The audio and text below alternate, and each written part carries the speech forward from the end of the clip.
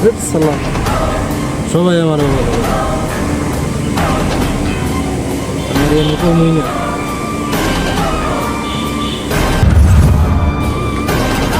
তোকে কেউ অবহেলা করে না, বরং তোর মধ্যে এমন কিছু আছে যা সেটা অন্যজনের পছন্দ না। যে নিজের সাহিত্যটাকেই চিনতে পারে না তাকে তো মানুষ অবহেলা করবেই। আমাকে দেখ আমি কি করি, আর এটাই হচ্ছে তোর আসল রূপ।